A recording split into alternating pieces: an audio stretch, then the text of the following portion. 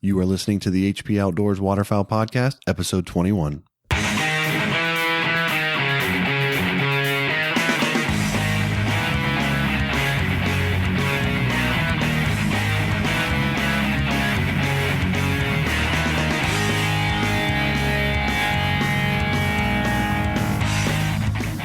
This week on the HP Outdoors Waterfowl Podcast, we talk about how to select an outfitter and what to look for when you're getting ready to go on a guided hunt. And then we're going to bring you the Ruddy Duck as part of our duck profile segment.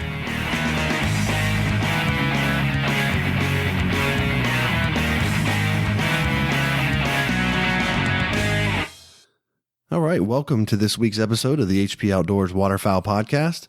I am your host, Josh Palm, and as always, if you want to interact with the show, we got a lot of ways you can do that. The first being our HP Outdoors Waterfowl hotline, which is 724-609-FOWL, 724-609-3695, and you can also reach out to us via Facebook and Twitter. You can touch base with us through our website at hpoutdoors.com, send us an email at info@hpoutdoors.com, and you can also find all of our past episodes on iTunes by searching HP Outdoors on the iTunes library.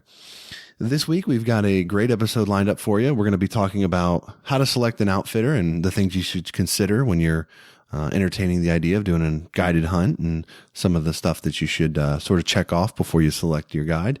And then we're going to continue with our duck profile segment and feature the Ruddy Duck, which is not the most popular duck in the world, but it's a really neat and cool duck to talk about. So we're going to get into that a little bit. And joining me on the discussion this week, as he always does, my co-host and good friend, Daniel Vincent Harushka. Dan, how are you? Vincent? I literally don't know what your middle name is. I just threw that out there. It's actually Garrett, not Vincent. Garrett. That's just awkward. I did know that. Oh, what's up, Dan? My bags are packed, my friend. It's our annual trip, and I'm ready to hit the road, ready to get down to the Eastern Shore. And, we've said it before, but it's not just about killing birds. It's, spending time with good friends, and I'm looking forward to it. Yeah, that's really kind of what sprung this week's main topic for the show, is because this is our annual guided hunt that we go down to on the Maryland Eastern Shore. And yeah, it's about a good hunt and getting an opportunity to hunt, see a lot of birds and that kind of stuff. But as much as it is about that, it's also about us getting together and getting the friends together and heading out and, a little, boys weekend type of thing. And, you and I haven't shared a blind since September 1st. So literally we're kind of bookending this season, where last year we had some chances to get together, periodically, where this year it's been kind of the start. And now here we're rolling down to the end. So I'm definitely looking forward to, catching up with you and, the other guys that are coming with us on the trip this year. And, so we're going to talk a little bit about the process that we went through, when selecting the guide that we go with, and, just to offer some tips and, sort of some rules of the road, so to speak, when you're going to go that route. So, there's a lot of things to consider. There's a ton of guides out there, and it can be a little bit intimidating. And, honestly, it gets to the point where you're just not really sure, you collect all the information and you're like, kind of, well, now what, So there's a little bit of just taking a leap of faith and trusting your gut there, but we'll try to make it as easy as possible.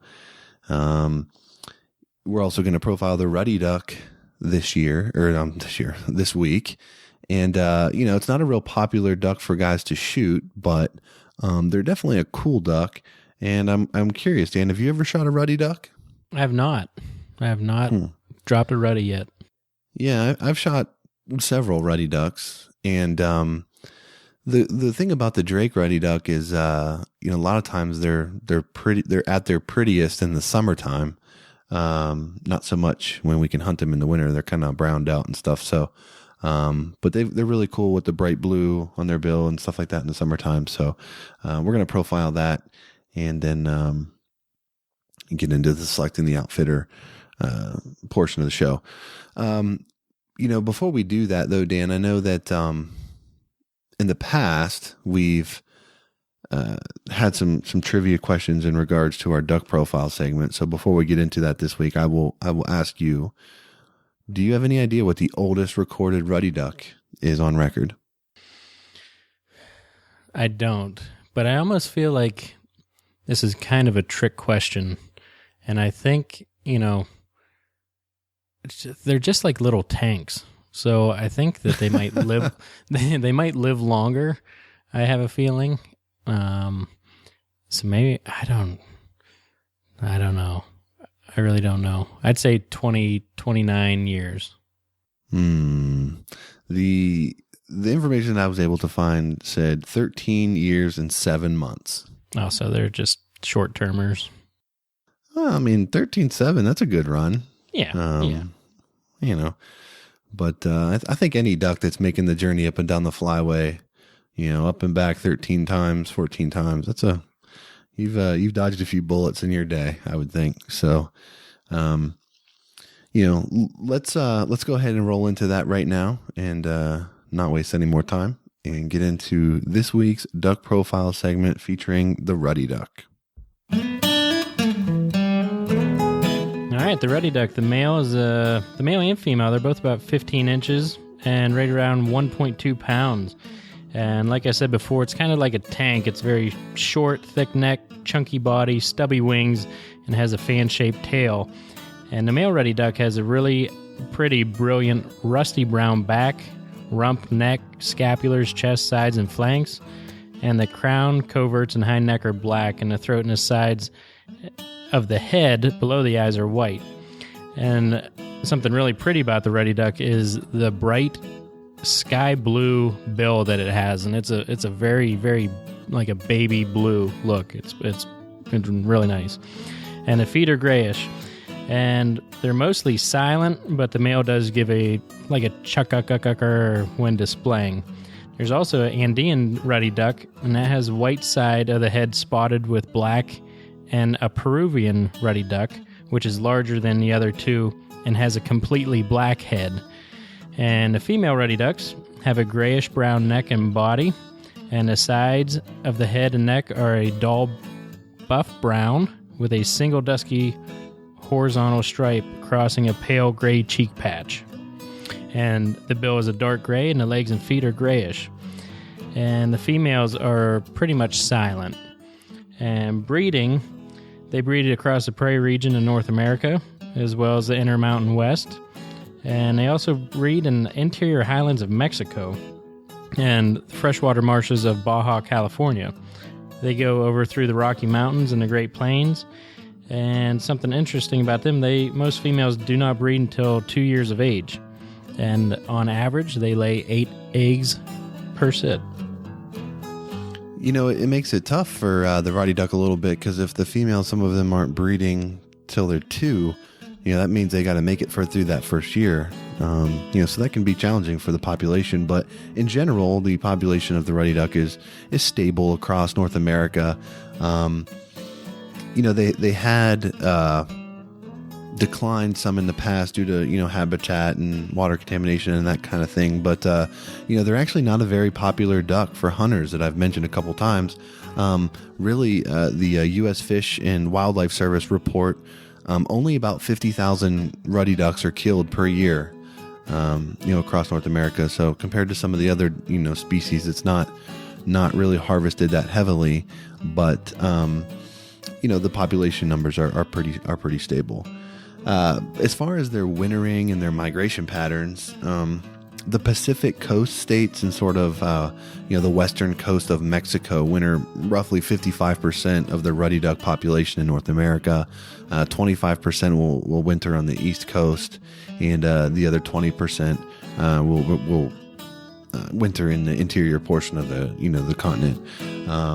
They're thought to pretty much migrate at night. And, like you had mentioned, there's a couple different subspecies and things of the Ruddy Duck in Mexico and down in the Caribbean areas. As far as their food habits, they're a diver duck. They feed on pondweeds, various, wild celeries, seedlings, grasses, aquatic insects, larvae, crustaceans, things of that nature. But, during the breeding season, they feed mainly on invertebrates and things of that nature. So the ruddy duck, although not maybe the most popular hunted duck in the marsh, it's definitely a cool one. And little known fact is it was actually one of the most popular ducks back in the market hunting days. So many people don't associate them with great eating now, but they certainly were in the past. And that's pretty much it. Check out the ruddy duck if you haven't ever looked into them that much. The drakes during the breeding period and when they've got that sky blue bill are really, really cool ducks. Whenever I've been able to hunt them, they've been out of that color. They don't have that anymore. But, when you see them during the part of the year when they have that, it is really, really cool. Stands out. Definitely a neat little duck. So, do you ever see many ruddy ducks up your way, Dan? Yeah, we had a bunch up here this year. They were mixed in with those redheads and cans. So just chose not to harvest any. It's scouting on my lunch break from work, and really never had the shot. So fair enough. Fair enough. All right, let's roll into the sort of the meat of this week's episode and talk about selecting a guide and an outfitter and, the things that you need to consider and should consider. And, this is going to kind of be a partnered sister episode with something that we'll probably do maybe in the off season. And that's going to be talking about, planning an out of state hunt and the things you should consider when you do that. And we're probably going to hold that off to the off season because a lot of times, a lot more thought and a lot more research and time is put into a DIY or do-it-yourself type of freelance out-of-state hunt. So we're probably going to save it more for that time frame. But, before we get started into how to select a guide, I thought one of the cool things we could do is talk about sort of the benefits and the drawbacks of doing a guide. And for me, one of the biggest benefits of hunting with the guide is that, at times, as long as they're not super booked up, you can call short notice and get in and go on a quick hunt. So it's just sort of it can be easy. Just show up with your gun. They do the scouting. They've got the gear. They've got the decoys, all that sort of stuff. You show up ready to hunt. So if you live in an area where, the birds moving through your area, you get a good hard, migratory push and you want to get on some heat, you call up your outfitter that you got a relationship with and see if you can jump in a blind with somebody. And it could just be really easy to go that route. What about you, Dan? What are some of the benefits that you feel of hunting with an outfitter? Pretty much like you said, you see, over Facebook and everything this year, everyone's saying, this is some of the worst hunting I've seen. So, that gives you an opportunity to get on some birds. You can call them up and you know what they're seeing and just go and take advantage of that. Yeah, I think in general, I learned so much spending a day in the blind with a guide. And it might not because, they do a ton of research and all this stuff, but these guys have true life experience in the blind. These guys are doing this for their living. This is how they make, pay the bills. And, unfortunately the ducks don't, they don't work on their schedule. They do whatever the heck they want. And, the guide is left trying to figure it out and make decisions on the fly. And, when the going gets tough, you got to make tough decisions. And, I love just listening to them and talking about experiences and stuff like that. So yeah, I mean, most of the time, a lot of prime real estate is going to be leased up and locked up by outfitters. So you get to hunt some of the best locations in the given areas. You can get a lot of knowledge. And, for the most part, if you've done your research and you're with a credible service, you can count on them having scouted birds and knowing where to be, for that day. So those are definitely some benefits there. What about some drawbacks? What do you think are some things that are kind of not the best part about using a guide? I guess that depends if you've been with that guide or not. If you haven't, then, you could get someone with not a lot of experience or, just a bad situation, and that could really ruin a hunt. On the other hand, you don't get the full gratification of doing everything yourself as far as scouting and doing the calling or, putting the full effort into that. Yeah, that's definitely true. I know that when we hunt with the guide, we still try to do as much as we can to make it feel like a hunt that we would do on our own. So, we set up decoys, we take down decoys.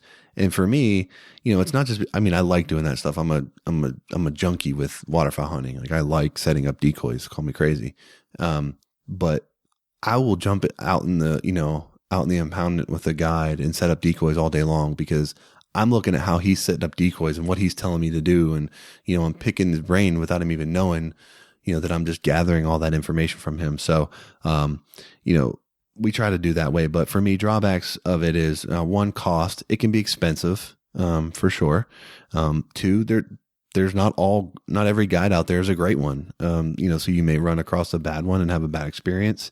One of the biggest things that this is definitely worth discussing probably a little bit later is expectations.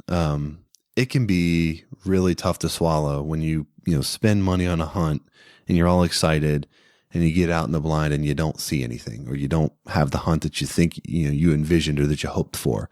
So some of that depends on, the guide and what they've done. Others, it's completely out of their control. So it can be a tough pill to swallow sometimes, and that's a drawback for me.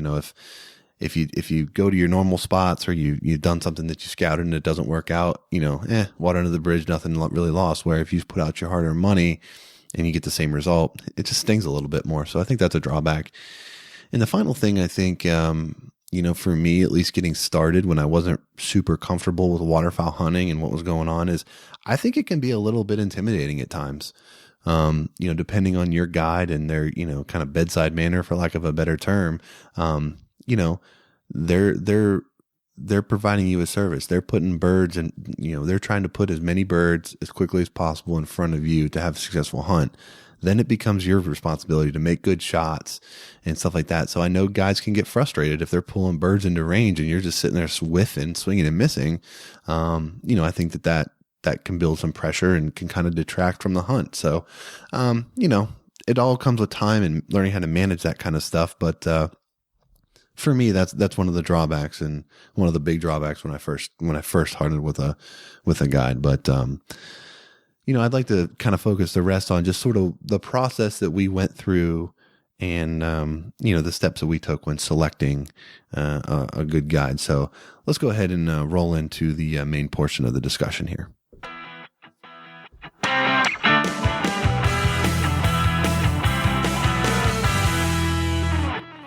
All right. So, I think that given today's day and age, the best place to probably start when you're considering, going with a guide is online. Get online, and there's a lot of different ways that you can research outfitters online. You can go through all the, the major forums that, focus on waterfowl hunting. A lot of states have like a guide association or a group, that you can go to and see what guides are members of that.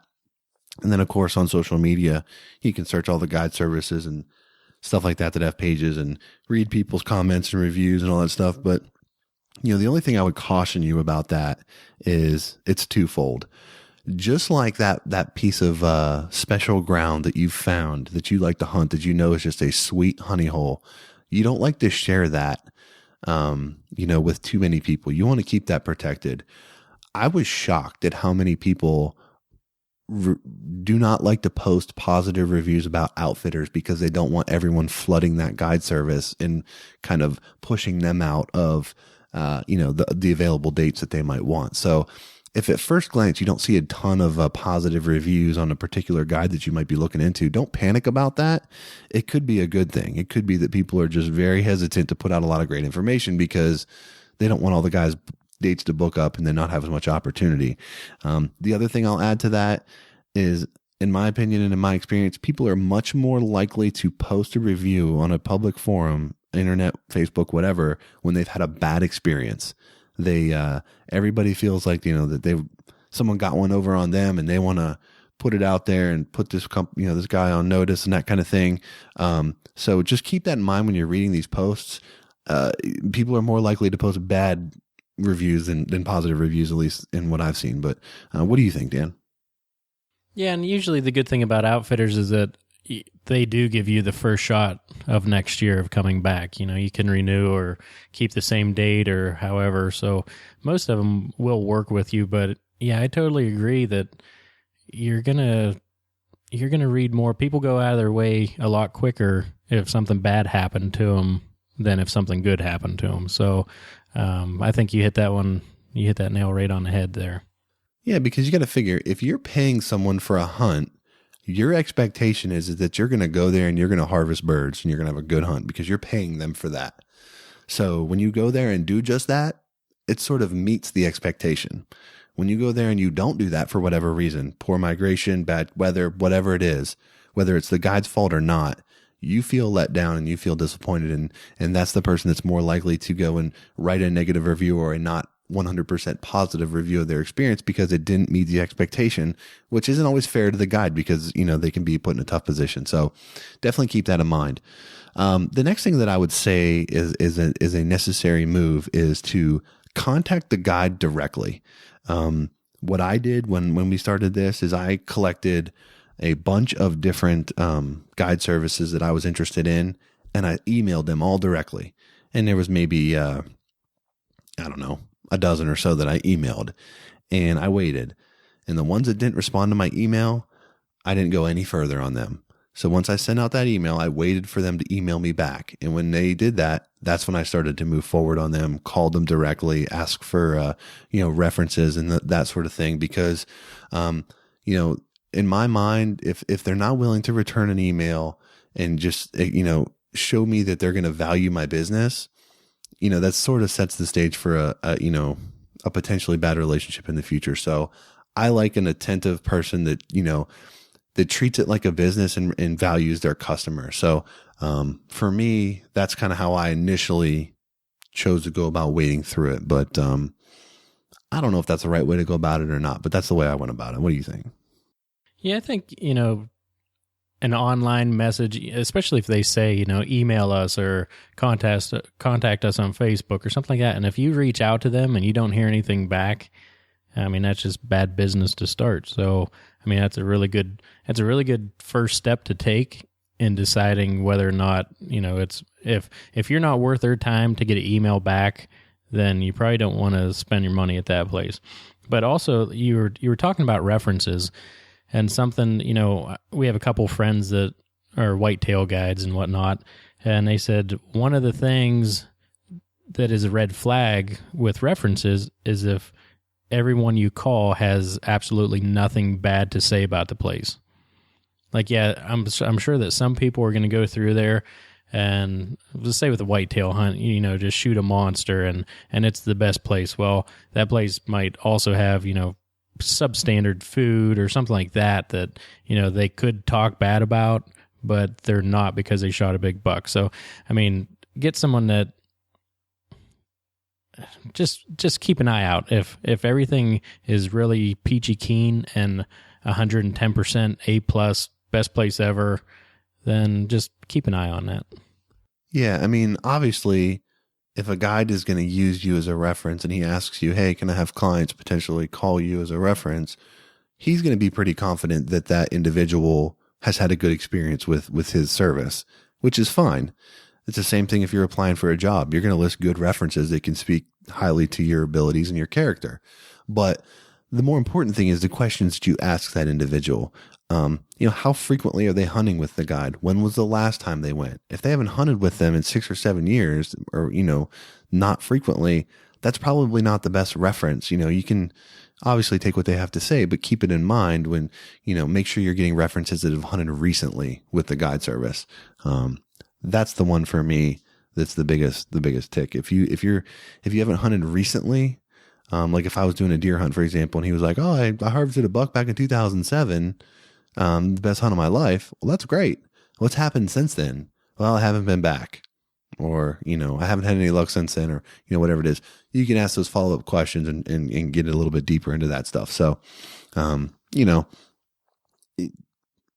you'd want to just carry the conversation, as you would want someone who was calling you as a reference. Be genuine, and you'll get pretty honest feedback, I think, from most people. And like I said, or like you said, I would expect them to say at least something negative. There's been a time or two that the birds didn't fly real good, but they're out there working their tails off. They're adding to the decoy spread. They're scouting hard. We're changing blinds midday to try to track birds. That's the stuff you want to hear. So although those are negative because they're not killing birds, that sounds positive to me. The guide's not giving up. The guide's putting in the efforts, and that's really all you can ask of them. So, definitely things that you should be looking for there. Another big one I think is really important is to discuss the hunt with the outfitter. Ask them about the types of hunt you're going to be on. Do you want to, or make sure that the preferences that you have for the hunt matches up with what they offer. Are you looking to hunt ducks? Are you looking to hunt geese? Are you looking to hunt both? Are you looking to hunt, field blinds, pits? What kind of access to the blinds? Do you want to take your dad along with you who doesn't, who might have a difficulties getting down into a pit or something along those lines, or walking in a marsh, in thigh deep water, that kind of thing. Just make sure that you're clear on what you're getting into and what, expressing to them what your expectations are, because so oftentimes people are different, people are disappointed in a consumer relationship because of improper expectations. The old sales adage is under promise and over deliver. You want to tell somebody that, well, I don't know if I can get it to you tomorrow, and then boom, you get it to them tomorrow. If they say I'm going to get it to you tomorrow and then it's the day after that, you're disappointed. But if they would have told you ahead of time, I'm going to have it to you in 2 days, they meet the expectation, you're happy, everyone's happy. Same thing goes with the hunt. If you're saying, my dad doesn't get around as well as he used to, we'd like to hunt fields, A-frame blinds preferably, that kind of thing. And they say, that's what we do. We've got tons of, fence rows that we hunt and that kind of thing. Perfect. You know exactly what you're going into. And when you get there and they deliver that, everybody's happy and everybody, works out well. So I think that's one of the more important things that you should definitely cover with a guide. Yeah, definitely the communication aspect of it.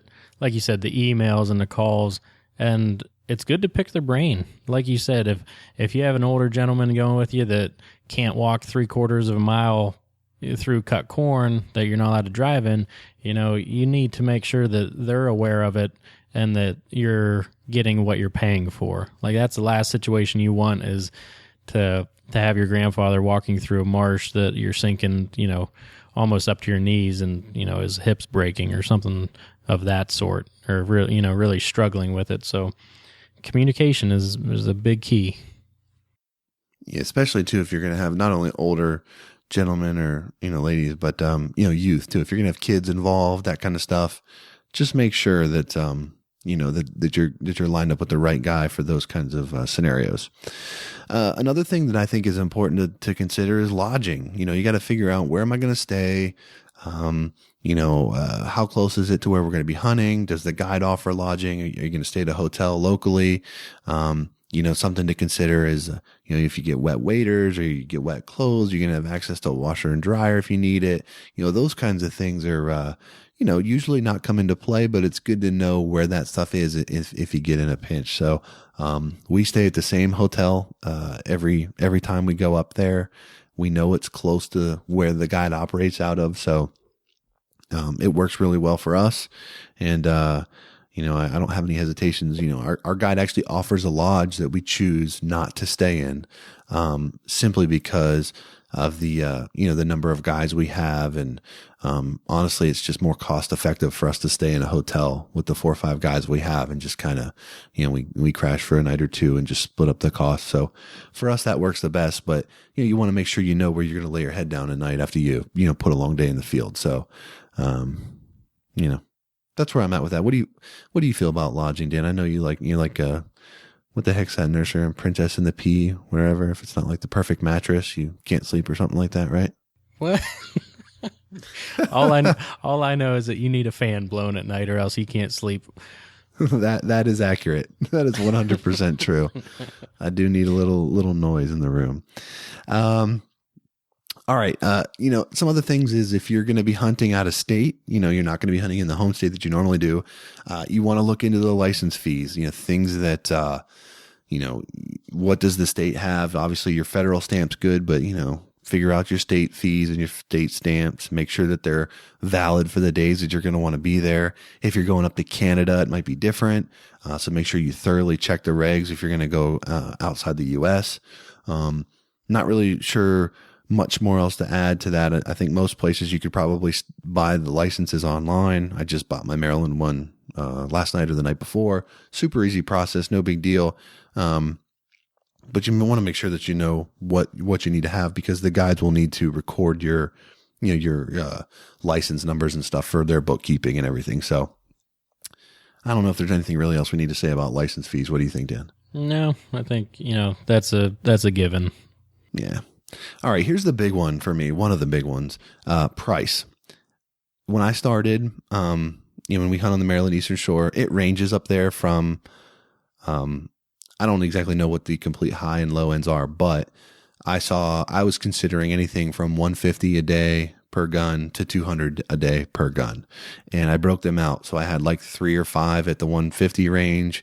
I had 3 to 5 at the 175 per day and 3 to 5 at the 200 per day. And then I sent the emails out. So you start there, but then you also have to figure out with them, what does that include? Is that a full day? Is that a half day? Do they hunt ducks and geese? Some places might do like a duck hunt in the morning and the dove shoot in the afternoon, things of that nature. Make sure that you know what it is you're getting and what you're paying for. Because like I said, communication is key. You want to make sure that whatever your expectations are for the hunt, that guide service that you're going to contract with can fulfill those expectations. So, a lot of places are half day, but a lot of times if it's not going good in the morning, you'd hope that the guide would stick with you there for a couple hours into the afternoon to see if you have a chance to tag a few. So I think price is a big one. There's a lot of guys that are guiding hunts out there. So don't feel like you have to pay top dollar to get a great hunt, because you don't. That's not to say that you can't pay top dollar and have a fantastic hunt, because you can, but don't let price be the ultimate deciding factor. Let it be a tool as part of your research. Put them into categories, look at the different tiers, see what you get, for spending $50 a day more, and if that's worth it based on what you're seeing at the lower tier. So that's where I stand on price. Dan, what say you? Yeah, most of the time I would say you get what you pay for, but that, like you said, it's not always the case. And there's a lot of guys that have been in business for a long time over there, and they have returning customers that they treat well, and they're comfortable with the living they make, and they're not trying to to steal your money, so to speak. So you don't have to go with the top priced place to get a really bang out hunt. There's no doubt about it. Mm-hmm. And a lot of times too, guides thrive on repeat business. I mean, they don't make their living on you and me going to hunt with them one time. They make their living on the guy that comes back to them year in and year out. So they want to make it, an affordable type of, I shouldn't say affordable, but they want to make it a good value for you. And everyone's definition of value is a little bit different. And, his overhead might be different than the other guy's overhead, but that doesn't mean that his hunt is any different or any better or worse. So again, things to look into. To go along with that, another thing that you need to look at very, very carefully is the deposit policy. What do they require up front to secure the date? How far in advance to the hunt do they need it? And then once you put the deposit in, what does that mean? Can you still cancel? Is there a deadline where you can't cancel past and get your money refunded to you? How far in advance from the day of the hunt does the final deposit need to be in? Can you bring it the day of the hunt? Those sort of things. You just want to make sure where you stand with that stuff in case something happens where you can't make the hunt, or something in your life changes where you need to make an adjustment. Will they let you move to another date if they have availabilities? Things of that nature. It's worth having that conversation, because I'm certain, that it happens pretty frequently that, stuff comes up where people can't make the hunt. So definitely want to discuss where you're at with that before you shell out any cash. Yeah, I think when did we send ours in? Must have been like July. Was it that? Yeah, we typically book our date in the summertime, and our guide requires a 50% deposit, so we send that in, and that firms our date, and then we don't have to pay the balance until the day of the hunt. Yeah, or even later. Usually he doesn't even care that opening day, usually just before we leave. But he knows us too now. So well, I think too, our guides, in our experience, he wants to make sure that you're satisfied. So when we go down there, if we hunt 2 days, like he doesn't collect any money from us after the first day. And based on the second day, we've hunted down there where it's been tough, and we've never got to the point where I felt that this was needed. But I've almost been to the point where I feel like if we went down there and just had 2 completely flop days, that he would cut us a discount and either, not charge us full price, for the second 50%, or maybe hook us for the next year, something of that nature. But I've always got the impression that that was something that he was aware of and kind of sensitive to. And if he didn't feel like we were having a good experience, that he would do something to help us with that, which by no means do I think is a must and an absolute. Part of hunting with a guide is the acceptance of the fact that you are in fact hunting, and nothing is guaranteed. And that's why I think it's important when you go into a guided hunt, if you're going there just to slaughter ducks, you're going to be disappointed at least at some point, because it's just not always going to happen. So if you can't go on a guided hunt and also enjoy your surroundings, enjoy the people that you're with, enjoy the time in the field, you're missing a big part of that hunt. So that's my piece there. But our guide's always been really good to us in that regard. And it just makes me think of the expectations, like the normal expectations of our hunts. We know better than to think that we're going to go out and limit out every time. So why would we have that super high expectation? Yeah, they're out there scouting every day, they know, but still, I mean, when it comes down to it, weather and, just the time of the year, like so many different things can change what these birds are doing.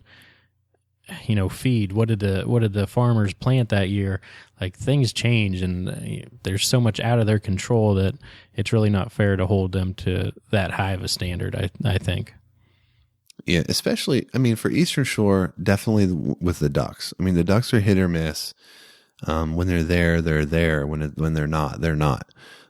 Canada geese are different. We've pretty much every time we went down there and targeted Canada geese, we've limited out. So if we were to go down there on a Canada goose hunt and not limit, I don't know how I would feel. I wouldn't at this point, we've built enough relationship with them that I wouldn't put any blame on them, but it would feel strange. We've had really good success down there with Canada geese. So, we're getting ready to go down there, and I would anticipate one of the 2 days that we would shoot a limit of Canada geese. That's just my expectation. And if there's not ducks down there real heavy in our area, I would expect that we're going to shoot close to, if not limits, both days. That's probably wrong expectation. I only have that expectation given on past history. If we don't do it, I'm okay, because like I said, even if I didn't squeeze the trigger on my gun the entire time we're there, I'm still going to have fun hanging out with you guys. But, I think we're going to have good hunts. I have confidence in them for sure. And, the weather's been good. I just, we'll see. We'll see what happens. A couple of last things here to consider.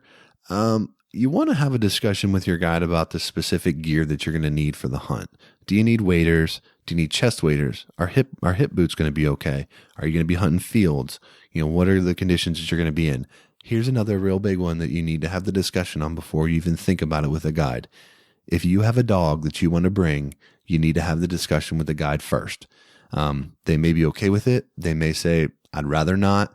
There's a liability involved there for me that I would just prefer not to. We have dogs. We do our thing, whatever. You need to respect the guide's decision on that. And if having your dog with you is an absolute deal breaker, then you need to probably move on. But definitely have that discussion with your guide before you head down. What do you think, Dan? Anything more to say in that regard? No, some will let them take their dogs, some don't. They have their own dogs that they run, and just like you said, communication. Yeah. The last two things for me is things that we've actually already touched on, but I'm just going to hit it one more time very quickly. Have an open line of communication with your guide. And if it's a situation like for us, I live 2.5 hours from the Eastern Shore. I like going up there. I'm looking to build relationships that I can go with, the same guide for a long time. I'm trying to build a relationship to where if I, get a free Saturday or something like that, or if my son and I get a free Saturday when he gets a little bit older and I call up there and I say, hey, any chance you got an opening in a blind? And he'd be like, yeah, come on, let's do it. That kind of thing. That's the type of relationships that I'm looking for, that I strive to build. So if at any point that I felt like I was getting pushback and that they weren't receptive to that type of relationship, I think it would be time to move on. But I mean, you've been texting back and forth with our guide for the last 2 weeks, talking about birds. And last year we didn't even actually get to go down there and hunt with him because, you had the birth of your 2 daughters and just life got in the way a little bit for us. And, he was sending you pictures and we weren't even down there, just showing us what was going on and stuff. So, I feel like there are guide and there are guys we use, but I consider them friends, and I look forward to getting down and seeing them and catching up and, sitting at the Bluebird Inn or whatever it's called, the Blue Jay, whatever it's called. And Bluebird Tavern, having a couple, a couple pops with them when, sitting around after the hunt. So I would definitely encourage you to try to build, a relationship with your guide, because it just will make that hunt that much more enjoyable. It's always better. We talk a lot about bringing people into the field and introducing people to the hunt, but, it's always better to share a blind with a bunch of good buddies. And the closer to that bond that you can form with your guide will just make the hunt that much more enjoyable for you. So, that's it for me in a nutshell. That's kind of my, my list that I consider. Anything else that you think, Dan, is important when considering a guide? Yeah, I was going to say, we kind of just, it was high level kind of saying, talk about it, but just a couple of things that you might want to ask them. I just have a couple other questions written down here. So, don't be afraid to ask them how long they've been in the business. The guy we go with, he's the 4th generation on the Eastern Shore. So, he's been around. He knows, his whole family. That's what he grew up doing. And something important to ask, are they licensed? To be a guide and to get paid to do that, they have to be licensed. Ask them, how many different properties do they have to hunt? How often are those properties hunted? Are they hunted every day? Are the local birds, they know every pit that you have out there? It's just a few important things to do. Do the guides go out and scout? How are they getting their info? Are they out there when they're not hunting, or are they hunting on their own? And, I wouldn't be afraid to ask them, how experienced are your guides? Are they good callers, or, as you have a couple newbies that just came down here, which that doesn't mean everything, but, guys that have hunted an area, experience does count. So, one other thing, I know you did a ton of research before we picked ours. And, we called where we hunt and we actually named the guide that we wanted. And that's because Josh did an extreme amount of of research before we went down there. So one other thing to look for online would be publicity that's not paid for by that guide.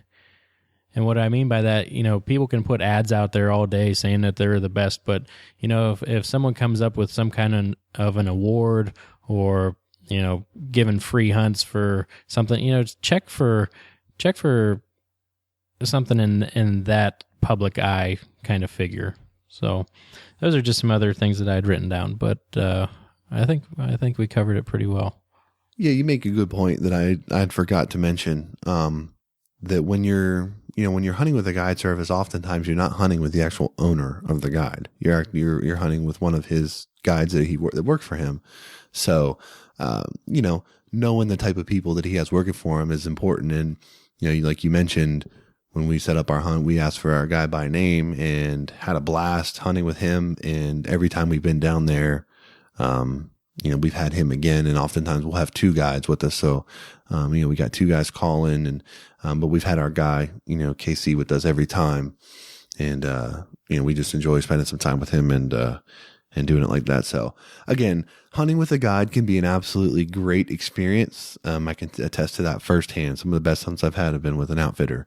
But I do think it's important to do your due diligence and your research before you commit to hunting with somebody. And if you go on the hunt, and you don't enjoy yourself for whatever reason, don't be afraid. Don't think that all outfitters are incapable of having a great hunt. Just, move on to the next one. And, when you have a great experience with a guide, whether you kill birds or not, if you have a great experience, you'll know it. And, that's really what you're looking for. So, if you've got anything else that you like to consider when you're selecting a guide, or maybe some things that a guide that you hunt with, does regularly that you'd like to share with us, please feel free to do so. And we would love to hear, your all's experiences with guides, and, good or bad. We'd love to hear from you guys and talk about, your opportunities that you've had with outfitters. So, hope you guys enjoyed that discussion. Hopefully it'll be beneficial and helpful to you next time you're thinking about selecting a guide for your next waterfowl hunt.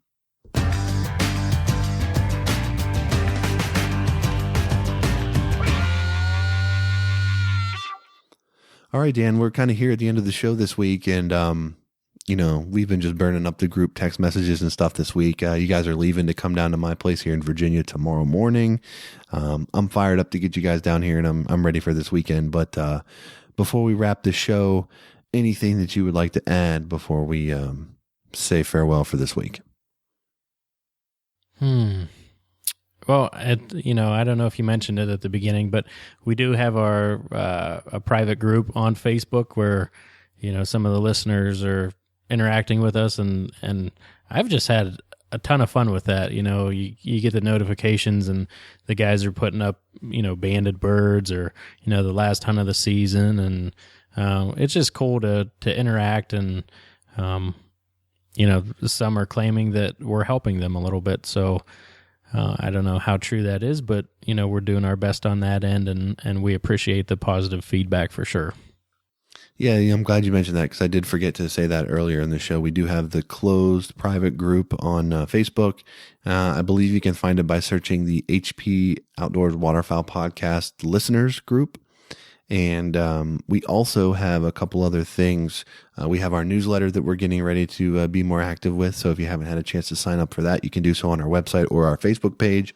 And then we also have our listener survey that you can get to through our website at hpoutdoors.com. And basically just your opportunity to give us a little feedback, tell us a little bit about who you are and what you'd like to see on this show. And we do value the feedback. We take everything that you all tell us to heart. And, the thing that I always kind of wrestle with is there's a lot of guys that give us feedback about things that they would like to see covered in the show. And it's a weekly show, and it allows us to get to a lot of different stuff.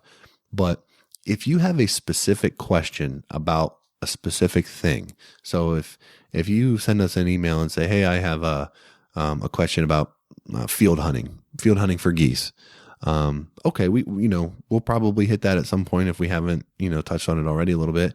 But if you have a specific question about field hunting for geese, if it's something that you're experiencing in the field that you think, can be changed or can be better, and you just like a little bit of a second set of eyes or an outside perspective on something, feel free to just send us that specific question. And we've done that a bunch. We just, guys will write us an email and say, this is what I've got going on. What do you think?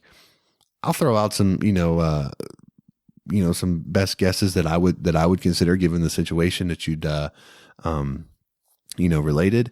If you call us on our hotline, I know we recently got a call, and it was pretty early in the morning, and the gentleman was on his way to the blind, and he was like, well, I hope it's not your home number that you're waking us up. I can assure everyone that it's not our home number. It's a voicemail box we have set up. So you can feel free to call that and, lay it out there as far as what's going on. If it's a great scenario that we think can be beneficial to everyone, we'll play it right here on the show and let everybody hear it. And then we'll discuss it. And, cause like I've always said, if you've got that question, there's somebody else out there that's got the same exact question. So, I can't tell you that we have the right answer. I may even give you the wrong answer, matter of fact, but I'll try to give you what I think I would do, And I know Dan does the same thing. So feel free to interact with us in those regards and take advantage of the survey. And we're only using that information to help to try to bring you more content that you guys are interested in hearing. So thank you again for everyone that's participated in that. Thank you to everyone who's filled out the 5-star reviews on iTunes. We greatly appreciate that as well. If you haven't had the chance to do so, please feel free at your earliest convenience. Okay. What do you think, Dan? One last question. Okay. What's the status of your beard right now? Oh, it's boss right now. It's just ready to go. Oh, yeah. Yeah. I actually had someone ask me today, as a matter of fact, if my face is actually warmer because of the beard. She was like, does your face actually, handle the cold better because it's got that beard on there? And I was like, as a matter of fact, it does. I got to tell you, a little more salt and pepper in there than what I'm accustomed to. Oh my gosh. Kids will do that to you, I think. But all in all, it's ready to go. It's on point. And good. I'm ready to get it on this weekend. So I got the canvas back face coming down, so nice. I'm ready. Yeah. Chestnut. Awesome. I might have to pluck a few of those to use in my new fly fishing tying. They glisten, baby. They glisten. I'm sure it's just a solid presentation that I can use. Your chestnut beard. All right, let's pull this puppy out of the gutter and wrap it up with this week's parting shot.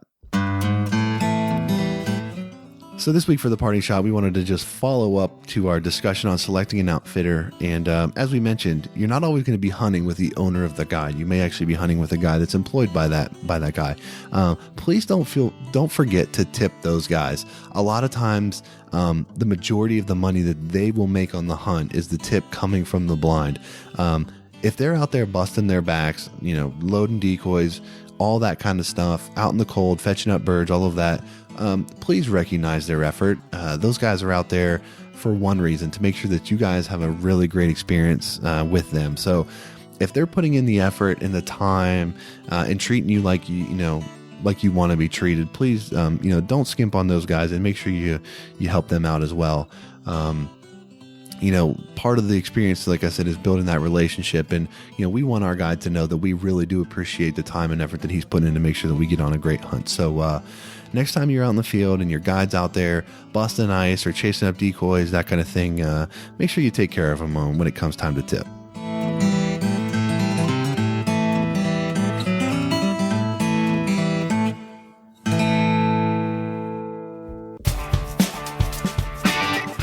All right, that's going to do it for episode 21 of the HP Outdoors Waterfowl Podcast. We hope you guys enjoyed our discussion about how to select an outfitter and some of the tips that we shared that we use when selecting an outfitter. We hope you enjoyed the Ruddy Duck profile, and we will continue to forge ahead with the profile segment in future episodes. If you haven't had a chance, check us out on iTunes. All of our past episodes are on there.